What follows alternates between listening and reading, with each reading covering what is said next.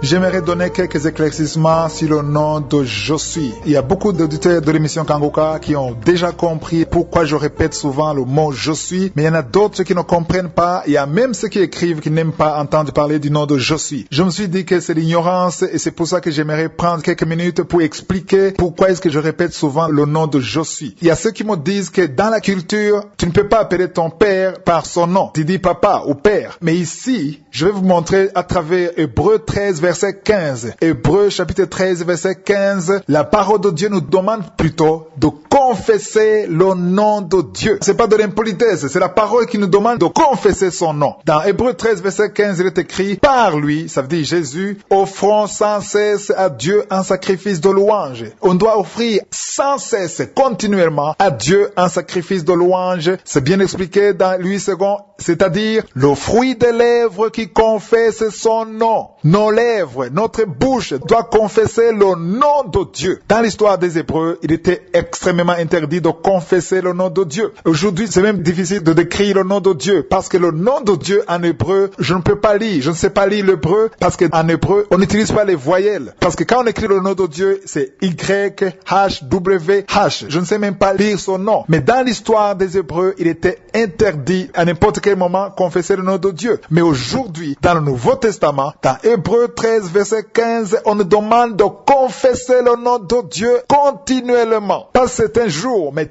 tous les jours, tout le temps, on doit confesser le nom de Dieu. Parce que quand on confesse le nom de Dieu, il y a la puissance de Dieu qui se manifeste. On attire sa présence en confessant son nom. Dans l'Ancien Testament, si vous lisez comment Moïse parlait de Dieu, il racontait ce que Dieu a fait, que ce soit David, Élie, souvent dans nos Bibles, en français, on utilise le mot éternel. Mais je vais vous dire que le mot éternel, c'est même inventé. C'est pas la vraie traduction. Parce que Moïse parlait d'un nom. Certaines traductions montrent Jéhovah ou Yehovah, d'autres parlent de Yahweh, mais on parlait d'un nom. Mais aujourd'hui, on utilise le mot éternel. En anglais, on parle de Lord. Parce qu'on ne voulait pas utiliser le nom de Dieu. D'autres utilisent Adonai. Mais il s'agissait d'un nom. On parlait d'un nom. On voulait distinguer le Dieu d'Abraham, d'Isaac, de Jacob par rapport aux autres dieux. Parce qu'il y avait beaucoup de dieux qui sont des idoles, mais le vrai Dieu, c'est le seul Dieu d'Abraham, d'Isaac, de Jacob. C'est pour ça qu'il y avait un nom. Alors, aujourd'hui, si vous lisez, par exemple, quand Moïse parlait de Dieu, le mot Dieu, parfois il utilisait Dieu ou on parle éternel. Là, c'est éternel. Il y a beaucoup de traductions. Certains disent Yahweh, d'autres parlent de Yehovah. Mais Moïse, quand il parle du mot Dieu, il s'agit de Elohim. C'est le mot Elohim qui est utilisé à la place de Dieu. Mais éternel, c'est le nom. Il a bien utilisé le nom de Dieu pour distinguer son Dieu des autres dieux. Alors, en revenant sur Hébreux 13, verset 15, on dit, par lui offrons sans cesse à Dieu un sacrifice de louange. Le Nouveau Testament est traduit à partir du grec. Et le mot Dieu ici, dans le verset, le mot Dieu en grec est traduit du mot théos, T-H-E-O-S. Ça, c'est le mot grec. Et c'est dans ce même verset où on termine en demandant de confesser son nom. On ne parle pas de seulement Dieu, mais le nom de Dieu. C'est pour ça qu'il faut connaître le nom de Dieu. D'autres pensent que le nom de Dieu est Abba dans le Nouveau Testament. Le mot Abba est utilisé dans 3 passages. Il y a Marc 14, 36 où Jésus, en priant avant d'aller sur la croix, il a dit Abba Père. Il parlait à Dieu, il disait Abba Père. Et on voit le même mot Abba dans Romains 8, verset 15, où Paul dit que nous avons reçu un esprit d'adoption par lequel nous crions Abba Père. Le même mot revient dans Galates 4, verset 6, où il est écrit que Dieu nous a envoyé dans nos cœurs l'esprit de son Fils, lequel crie Abba Père. Alors, que veut dire le mot Abba? D'où vient Abba? Abba, ça veut dire Père, mais ça vient de l'araméen. Araméen, c'est la langue qui était utilisée en Israël quand Jésus est venu. Quand Jésus est né, en Israël, on parlait araméen. Araméen, c'est l'hébreu qui a été transformé parce que le peuple de Dieu a passé 70 ans en captivité à Babylone. Ils ont été influencés par la langue étrangère et l'hébreu a été transformé en araméen. Aujourd'hui, si tu vas en Israël, la langue qui est utilisée, c'est l'hébreu qui est plutôt plus proche de l'hébreu qu'utilisait Moïse à l'époque de Moïse. Mais à l'époque de Jésus, on ne parlait pas hébreu, on parlait araméen. Et le mot Abba vient de l'araméen qui veut dire père. Mais c'est plus profond que père. C'est un mot qui veut dire l'affection, la relation qui existe entre un père et son enfant. C'est pour ça que Jésus a utilisé Abba Père, et même Paul a utilisé le même mot pour décrire comment le Saint-Esprit nous pousse à prier en utilisant le mot Abba Père. Mais je veux que vous compreniez que dans le Nouveau Testament, quand nous lisons les lettres de Paul, les lettres de Pierre, ils essaient de mettre la distinction entre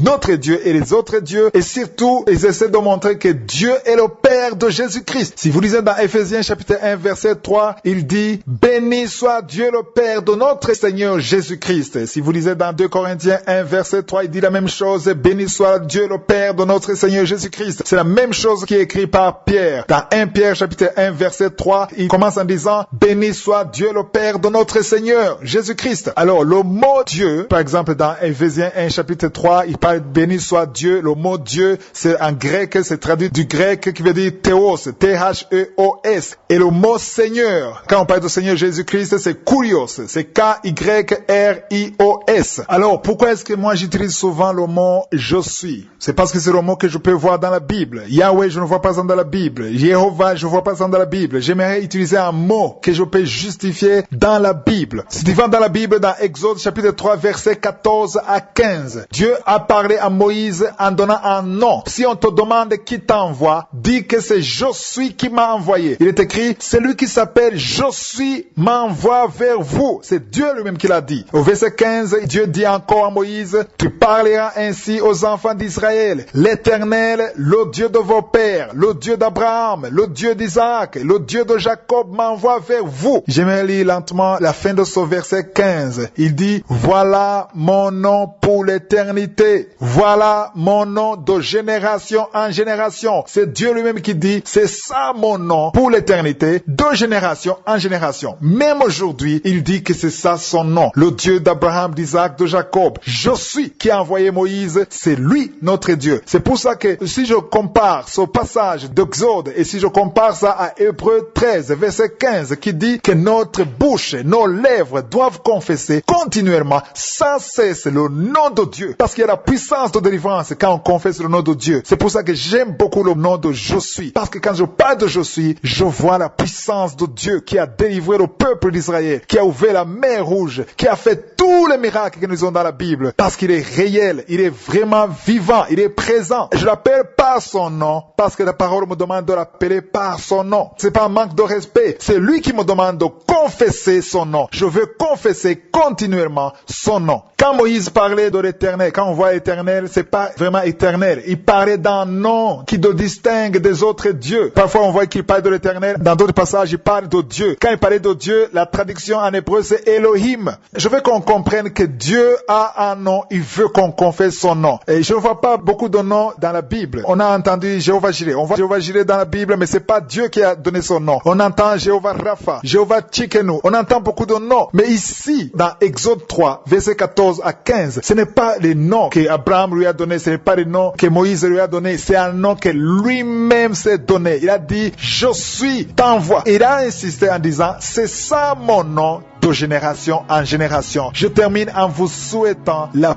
paix de je suis. Que je suis reste avec vous, le Dieu d'Abraham, d'Isaac et de Jacob. N'ayons donc pas honte de confesser son nom, parce qu'il a victoire à travers la confession. C'est je suis, il est le même hier, aujourd'hui et éternellement.